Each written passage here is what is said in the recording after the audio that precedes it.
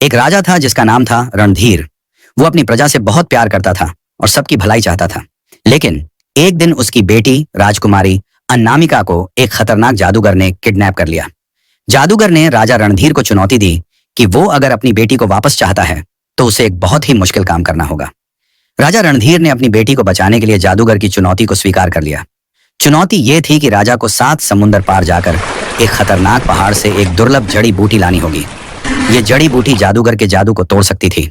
राजा रणधीर ने अपनी बेटी को बचाने के लिए यह मुश्किल सफर शुरू कर दिया। रास्ते में उसे कई खतरों का सामना करना पड़ा, लेकिन वो हिम्मत नहीं हारा। आखिरकार बहुत सी मुश्किलों के बाद वो उस खतरनाक पहाड़ पर पहुंच गया और जड़ी बूटी को ढूंढ निकाला। जड़ी बूटी लेकर राजा रणधीर वापस जादूगर के पास गया। जादूगर ने जड़ी बूटी देखकर हैरान रह गया, लेकिन फिर भी उसने राजा को अपनी बेटी वापस नहीं दी। जादूगर ने राजा रणधीर से एक और चुनौती रखी।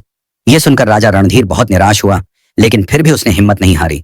उसने जादूगर की दूसरी चुनौती भी स्वीकार कर ली। इस चुनौती में राजा को एक जंगल में जाकर एक खतरनाक जानवर से लड़ना था। राजा रणधीर ने अपनी बेटी को बचाने के लिए जंगल में जाकर उस खतरनाक जानवर से लड़ाई की। यह लड़ाई बहुत ही भयंकर थी, लेकिन राजा ने अपनी तलवार से जानवर को मार गिराया। जानवर को मारने के बाद राजा रणधीर वापस जादूगर के पास गया। जादूगर अब और हैरान रह गया था। उसने सोचा नहीं था कि राजा रणधीर इतना बहादुर होगा, लेकिन फिर भी उसने राजा को उसकी बेटी वापस नहीं दी। जादूगर ने राजा रणधीर से तीसरी और आखिरी चुनौती रखी। इस चुनौती में राजा को अंधेरी गुफा में जाकर एक खजाना ढूंढना था। राजा रणधीर ने अपनी बेटी को बचाने के लिए अंधेरी गुफा में जाने का फैसला किया। गुफा के अंदर बहुत ही अंधेरा था और कई खतरनाक जीव भी थे, लेकिन राजा ने हिम्मत नहीं हारी। आखिरकार उसे गुफा के सबसे भीतरी हिस्से में वो खजाना मिल गया जिसकी उसे तलाश थी। खजाना लेकर राजा रणधीर वापस जादूगर के पास गया। जादूगर अब और हैरान नहीं रह गया था, बल्कि वो डर गया था। वो समझ गया था कि राजा रणधीर को कोई नहीं रोक सकता। डर के मारे जादूगर ने राजकुमारी अनामिका को राजा रणधीर को वापस दे दिया।